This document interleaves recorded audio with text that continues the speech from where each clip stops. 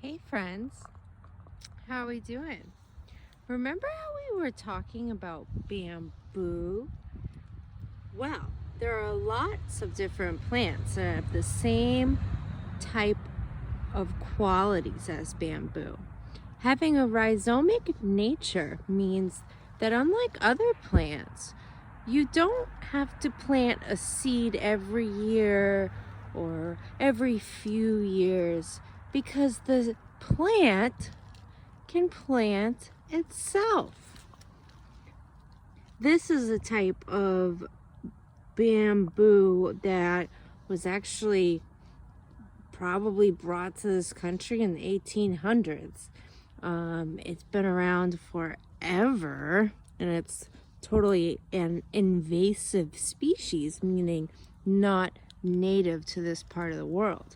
But watch this cool part that happens. So, see all these little tubers? Eventually, they grow up into these long stalks like sugar cane and bamboo, asparagus, even aspen trees. But in the beginning, it looks like this. Now, typically, you wouldn't just pull the flower out, now would you? But what's really interesting about these is that they can propagate themselves, meaning if you threw this over there, it would grow over there. So it's really interesting because a lot of people don't like them because it can take over your whole yard, etc. But what's really cool is they're inside, they're full of water, so the deers like to eat them.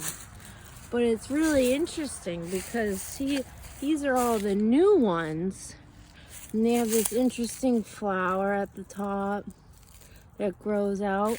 But it's really cool. They're able to make themselves. But they can take over your whole yard if you let them. So a lot of people don't like that.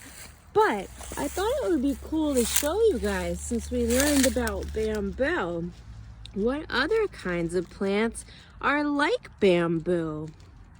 Let's see if any of you can come up with examples of tuberose plants. Miss you a lot. Bye.